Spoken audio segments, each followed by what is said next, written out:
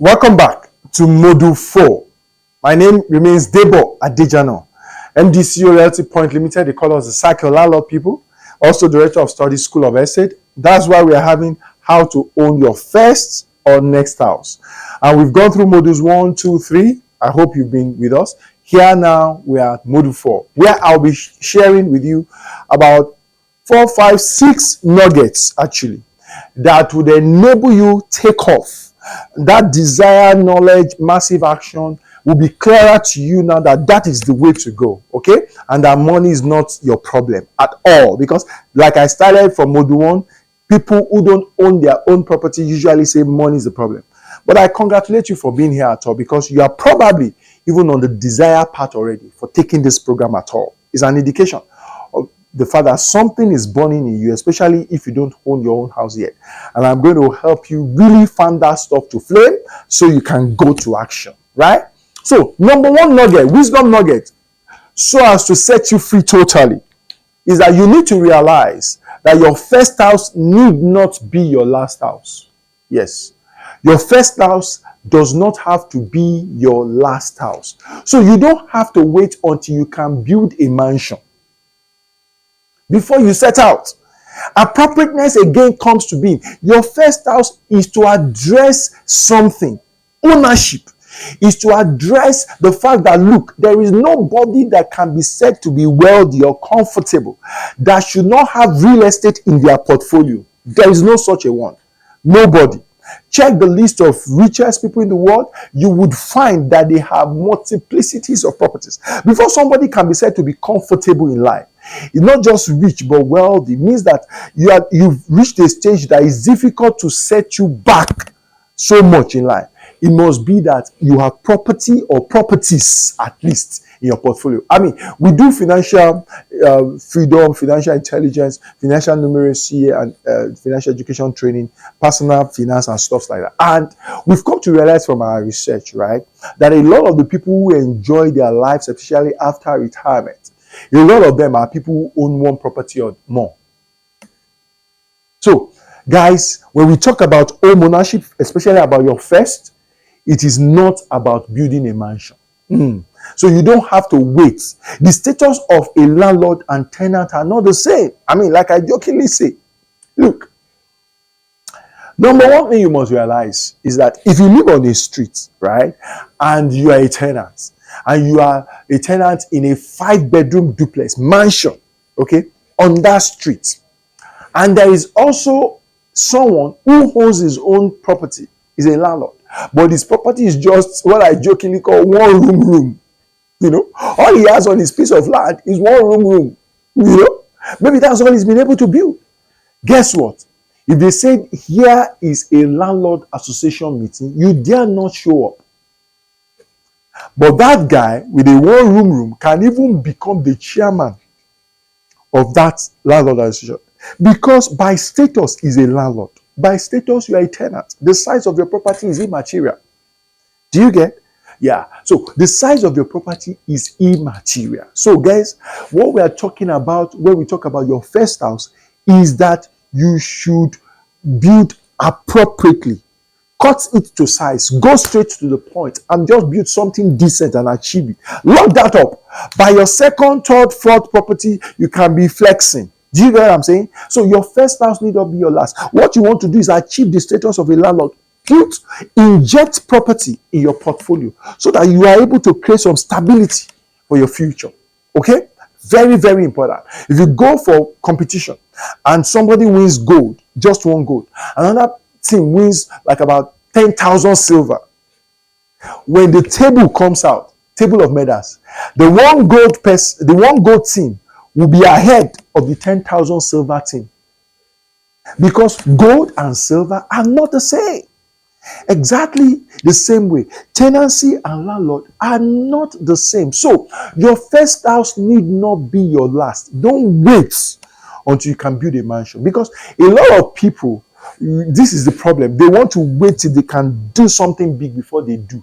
And what happens is that they end up not. So you hear them say something like, you know what, I really can't stay, or I don't want to stay here. I want to stay in a particular side of town, or where I'm renting now is where I would like to stay, and they can't afford where they are renting. But that's where they say they want to stay. Yeah, no, no, no, please, no. Your first house need to be your last. That's number one. Number two nugget. You don't have to live in your first house. Yeah, you don't have to live in your first house. And I'm serious about this. Now, I've met a lot of people because our slogan in our company, Realty Point Limited, is sack your landlord, right? People misunderstand that to mean that we just say people should just go and own any property anywhere and move there. No, you don't have to stay in your first house. You don't have to. And in our own country, Nigeria, people kind of have this mentality that once I build a house, it must be that I move there to stay. No. So sometimes people work in places far away from where they can afford to build a house. They build their house there and they move there and they start to commute to work and stress themselves. So they have to wake up by 4 to go to work, 4 a.m. Then they get to work early because, of course, they want to avoid traffic. So they get to work by about 6 o'clock. Work is starting by 8. Because if they should leave by 4:30, guess what? They'll get to work about 9 and be late, or 10. That's the dynamics of the traffic in some places. Then they close work. Sometimes they even close work by 5 or whatever, and they set out and start the journey. And they don't get home until 12 or 1. Guess what? If they wait at work till 9 to leave before they start heading home, they'll still get home by 12:30. Just like the same dynamics. Now, if you sleep by 12 and you're waking up, no. If you sleep by 12 and you're getting out of your house, or you sleep by 12:30 and you're getting out of your house by 4, it means probably you've just had about 3 hours sleep plus, maximum. If you're sleeping 3 hours every work week, you're stressing yourself. Yes, you're killing yourself, literally. Then some of them now on Saturday, they just lock themselves up and they sleep till 3 p.m. before they wake up, as if they can recover sleep. No, biologically, you can't recover sleep like that. Once you miss the sleep you should sleep per day, you've missed. Biologically, it tells on your body. That's what research has shown us. So guys, what am I saying? I'm saying that if, for example, in terms of distance, Mowe is where you can afford, but your office is in Lekki phase 2. You don't have to live in Mowe. Build it. Stay there. You don't have to live in Mowe to be going to Lekki phase 2 work. You will kill yourself literally. Stay wherever that it makes sense for you to stay, to commute to work and have a decent socioeconomic life balance. Okay? Rent your property out in Mowe because that's what you can afford at that time. You must learn that lesson, that whatever you can afford, tie it down per time. And I will speak to that as we go on. So, please, that is the nugget. You don't have to stay in your first house. Now, another set of people, their problem is, it's not even about commuting. They have that mentality that I must stay in my first house, and my first house is my holy house. I mean, speaking to your first house need not be your holy house. I mean, your first house need not be your last house. Some people, speaking to that again, sorry, I will go back a bit on that again. Some people create a lead for themselves wherever they build, because we encourage them to start life early, to start, and so they start. And they build something decent in, let's say Songo. I'm just using these examples. If you know Lagos a bit, you understand the map I'm trying to create. But if you don't, if you just look online, you get what I'm trying to paint. So if you were able to build your first house in Songo, you should not stop there. Yes, that you've built one house does not mean you can't build another. That you started from Songo does not mean you can't end up in Banana Island. In fact, if you start Songo on time, is an evidence and proof that you should be able to land in Banana Island sometimes in your lifetime as you desire. Do you get? So what we are saying is that don't create a lead for yourself by the place you build and you just become the king of boys in Songo. Meanwhile, you should be able to aspire from Songo to move into Abulegba, from Abulegba to move into somewhere around Agege, from Agege to move into Ogba, from Ogba to move and show your face around Agidingbi. From around Agidingbi, you enter Ikeja somehow. From there, you find yourself probably in Shodibare Estate in Maryland. Or you just jump to the island. and you try to find yourself in Lekki Phase 1 or wherever you want, Oniru, Banana Island, Ikoyi, VI, anywhere you want, okay? Or you go over to Songotedo, wherever you want. You see, don't create a lead for yourself. No, that's not what we are saying. The fact that you've built your house is gone are the days of our own fathers where their dream is to own one house in Lagos, one house in their village, and that is it. No. If you can own a house in Lagos, own in your village, and then own multiple other houses, fantastic. If I move from your first house in Lagos to another house, to another house, to another house, to another house, to another house, fantastic. You can even have houses that you are not really staying in. You are not even staying in any of your houses, but you have houses, and they are contributing to the rent that you are paying wherever you are, and you are sustaining your life. Fantastic. So your first house not be your last, okay? So don't create a lead for yourself and just become king of boys. So be terrorizing them. Your house is repainted every year. You are changing the car there every year and stuff like that. That indicates that you should probably even be aspiring to move, to better parts of town and upgrade in life. Yes, why not? So your first house need not be your last. You don't have to wait till you can build a mansion, and you don't have to create a lead for yourself. Then here, you don't have to stay in your first house. You don't have to. If it doesn't make sense, socioeconomic wide, traffic and all of that, please stay where you should stay. That makes sense. Health-wise and all of that. We're not saying you should commit suicide by saying you should build your first house. Okay? You get that? Fantastic.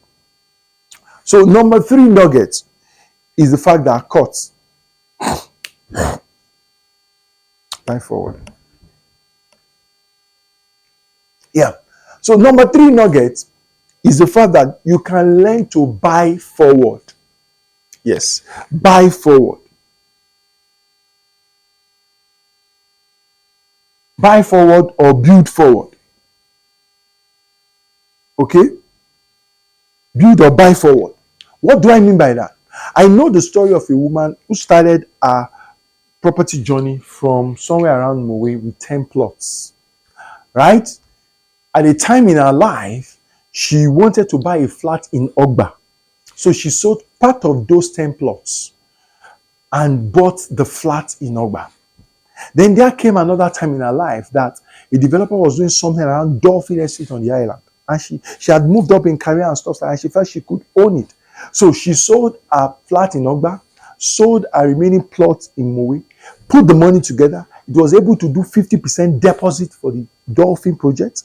And she also collected mortgage. She was able to qualify for mortgage for the remaining 50%.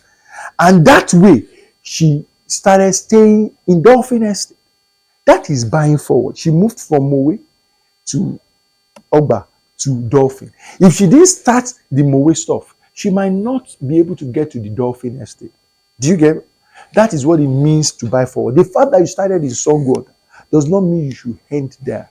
You can move. You can move. You can move till you get to your desired point that you are satisfied in life. Like I tell people, there is something called housing career. Okay? Housing career. And there are 2 graphs there in terms of quality, in terms of quantity, and quality. These are the 2 graphs. Now, the graph of quality, okay, keeps increasing. The graphs of quantity reaches a peak and starts to dip. What do we mean? You start as a single person in life, then you get married, then you start having children, then you get to this point and you achieve empty nest. Empty nest, the size of property you need to live in starts to reduce. So what happens in some refined economy is that people start to sell their big properties and move to smaller sizes again, because they started here from smaller sizes to arrive here. Then they start to sell the big one to also move down till you are alone by yourself when your partner has also passed on. You are staying, maybe you started with 1 room self-contained here or 1 bedroom flat. You end up with 1 bedroom flat here. But you see, that is quantity. It reaches a peak, then starts to drop. But quality, you started from Songo, you can end up on Banana Island. Even though this Banana Island, you started Songo here 1 bedroom, even though this Banana Island may also be 1 bedroom, but guess what? It is in Banana Island. That's quality.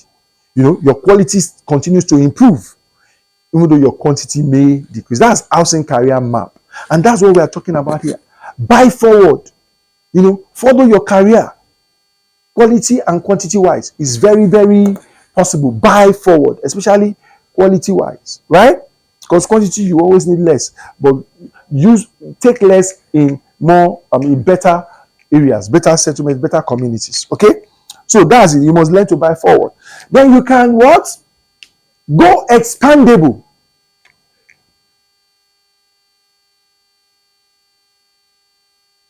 Go expandable, guys. You intend to build a 3-bedroom flat, right? That's what you intend to build, right? That's what you intend to build.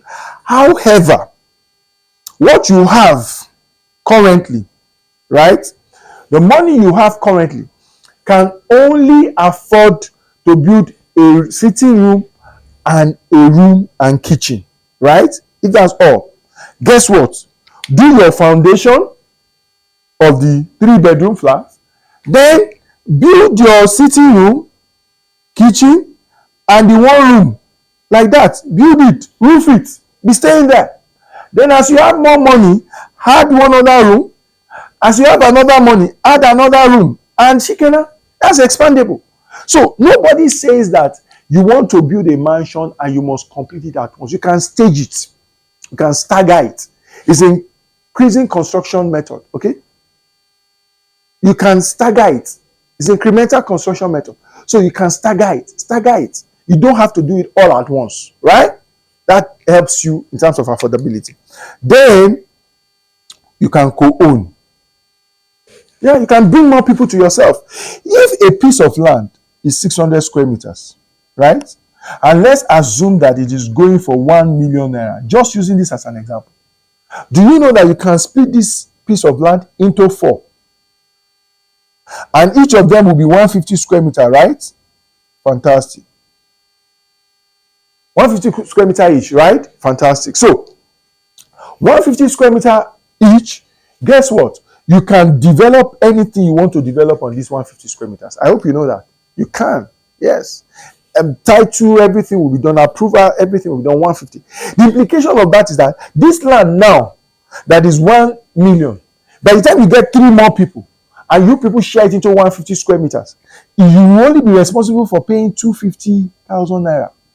And you may easily be able to afford 250 as a guest. It's your first house. We are saying, hey, do something basic, do something appropriate, not something grandiose, as it were. And that can fetch you what you want. Okay? So you get what I'm saying now? That is what exactly I'm talking about. That is what I'm talking about. Co-own. You can add more people. My own junior brother started with us as a copper and was hearing Sakiolalo. He was listening apparently. Even though copper earning wasn't much, he decided that he wanted to own his own house. And I remember in his own testimony, which is also on my YouTube channel, concerning his first land, his land that he bought, when he heard about the price, he felt somehow. So he couldn't afford it. So he was thinking, he was almost giving up. But a thought just came to him that, how come? I can co-own with people now. So he went talking to some of his other friends and eventually got one person that was able to partner with him to approach the man, okay, that is selling, to be able to jointly buy. And today, he holds, in fact, he moved from his wedding reception, he went to his house. Instead of going to an hotel for his honeymoon and stuff like that, he went to his house. So he built that young. Okay, from his own wedding reception, he went to his house and is a home owner. Okay, so that's what we mean by co-owning. And that leads me to the 6th point that I will give you, which is also that start as soon and as early as you can. Using my brother's example as well, do you know that because of his age, at the time he conceptualized building his own house, he was able to negotiate and almost blackmail the seller of the land. Saying, Baba, you have to help us. We are your children. You have to help us. This kind of thing we are doing, we are just aspiring. It is people like you that we depend on to help us. At that age, you can be using that tactics to negotiate. By the time you are in your 50s with hair white everywhere, you can't be saying somebody should help you in the way that as if it should help you grow up. You understand what I'm saying? And you have to find another negotiation strategy. So what am I saying? The earlier you start, okay, the better. In fact, research has shown that once you cross 40 years old without any property in sight, no land, nothing, it becomes a little more difficult to own a property. It's not impossible, very possible, but it becomes a little more challenging to own a property. Your first property, I mean. So what am I saying? I'm saying that before you are 40, if you still have that opportunity and you are not yet, start to think of all of these things we've said, to start to approach ownership more definitively. And you would see that it's easier for you. A number of things makes it easier. You qualify for loan, you'll be able to use a number of negotiation strategies and tactics. You are more vibrant, more agile and stuff like that, and more alert. Then, let me add some bonus nuggets, okay? And that is number 7 and 8. Guys, if you are married, and you want to own a house, and you are still finding it a challenge to even develop the desire to own that house, I would advise you, do one single thing. Sell the dream of home ownership to your wife. Yes. You heard me. Sell the dream of home ownership to your wife. Once your wife buys into that dream of the fact that, you know what, the next thing we should be thinking about now as a family is to own a house. You know it. A good woman, you are going to build that house or you are going to die. You cannot be alive and not be a homeowner. She will make sure she gives you all the support you require, save from every source possible, block every loophole possible to make sure that you guys can build that house.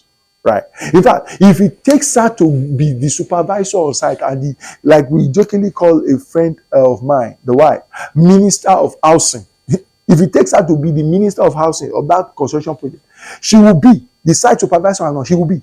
And if you talk to workmen, especially in Nigeria, they will tell you that they don't like projects that women are the ones in charge of the sites. Their wives they don't like it. The woman may not know so much about construction, but you see that their intuitive sense, that their sense of intuition is very, very powerful, such that it disturbs the hell out of all workmen. Whether you are doing the right thing or you are doing the wrong thing, it disturbs you. Now, if you are not doing the wrong thing, it makes it more difficult for you to be able to do it. She may not know what is happening, but she will just know that something is wrong somewhere. Or she just doesn't like your face because she just doesn't have that, something just tells her this person is doing bad or is not good or something. Maybe does not know the job or is pilfering or not. She may not know, but you see, it will make life difficult. People usually testify to the fact that better qualities are achieved when a woman that is really dedicated is supervising a site than the guys, okay? Because the guys, that is how but women, they are tougher and better. I mean, this particular friend of mine, their house, very beautiful. And the woman was in charge of it from start to finish. And she did very well. In fact, when she was sharing her own experience, she said, actually, she inherited that trait or something from her mom. And her mom was the one that also supervised, or probably the one that supervises, a lot of the property transactions that her parents had. And you see, good quality stuff. So, sell that dream to your wife. Then maybe you want to ask me, how do I sell this dream of owning a house to my wife? Okay. How did you marry her? How did you toast her? How? Exactly the same way. I hope somebody did not toast her for you. Otherwise, you go and get that person to toast her again on this. But let me help you. It's so easy to sell a dream to a woman. One of the major things you should do is to include or paint a picture of her in that dream. For example, say, babe, that's your wife.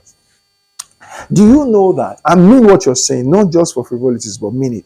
And I hope that you're a man of your word. If you've been a man of your word, it will be easy. So, babe, do you know that this amount we are paying this landlord, this 2 million, this 3 million we are paying this landlord, you just think about it that if you own our own house now, and every year still, I'm giving you 3 million just to take care of yourself extra, or 3 million to add to your business. Do you understand? You need to reason it. I mean, look at it. Reason it as they say in Nigeria. You need to, I mean, think about it. Consider it. Don't you think that would be a better thing? That's what I'm thinking of. Because this money we are paying to this landlord, if we just apply ourselves to building our own house, as we complete like this, look, this money, we can even be reviewing as they normally review rent, now. Just be reviewing and you are enjoying it. If you want to bust a bubble, and you don't just stop at that. Don't even just include that alone. Paint a picture that includes the whole family. A woman is very passionate about her family. And once you paint a picture of a family, say something like, can you imagine that myself, we've not had very quality family time. Myself, yourself, and the kids. Just imagine that we own our own house now. All this money we are paying as well. We can put it aside, and that's what we'll be using to go on holiday. We can start from going to, African countries. Later, we start to go to some other foreign countries, other continents, of the world. Just think about it. That means once a year at least, we will travel as a family. Maybe it's 1 week, maybe it's 2 weeks, maybe it's a few days. Myself, yourself, and the family, and the children, we just have to stay with ourselves, to spend it ourselves, and do a few things together. Share memories, build memories together. Ha, ha, ha, ha. You don't build the house finish, you never know. You finish building the house, you just don't know. I'm telling you. So, that is how to sell the dream to your wife. Sell that dream to her, and she would help you. Now, this last one, let me just help. And this is also for the ladies. If you're a lady here, I congratulate you for taking this program. You probably have the right sense of direction to be doing this. But I just wanted to say this, not just for you, but so that you can share and for other people that will be taking the program. Guess what, guys? A lot of ladies are the reasons why their husband own properties, no doubt. But there are still those very few that are very laid back. In their mind, they think that once they are married to a man and he owns a property, what is the need? No. I jokingly tell them, look, property acquisition is not sexually transmitted. Property ownership is not sexually transmitted. I've been saying this for years now. Property acquisition, property ownership is not sexually transmitted. That your husband owns a property does not mean you can't aspire to own yours. Two in the family makes the family better, makes the family richer, not poorer. So aspire, because you contributing and coming alive, can make the family a lot better rather than you just resigning yourself and it's only what your man does, what your husband does, and you say it's okay. No. A lot of your maids, sorry to use that word, but a lot of ladies are the reasons why their husbands own properties. So you as well can be the reason. So if you are watching this maybe with your husband, or you're watching this with your, you're taking this program, you should by yourself, please aspire to own your own property. So those are 8 nuggets right there. And I believe that it has been extensive and has helped you to be able to, get towards this dream of owning your own property. Now, let me tell you this. That test you took, that sack your landlord test you took, and that's what I will crown it up with. Maybe you can even call it the 9th nugget. The major reason why a lot of people don't own properties yet, their first property especially, why they don't start on it, is because they don't want what they can afford, and they can't afford what they want. I'll repeat that. They don't want what they can afford, and they can't afford what they want. And that's a quagmire there. That's a dilemma there. You don't want to be inside that. When you are inside that, it may be too late for you to wake up. A lot of people have lived their life inside that kind of challenge. And whilst they are active and could do stuff, they were aspiring for places they could not afford. Some of them woke up a little late, but they were towards the dying days of their life, during the twilight. They used all their gratuity, all their energy, then they built the house. It has sapped all their energy and even health, so that they couldn't even enjoy the house, even at retirement, well enough for long enough time.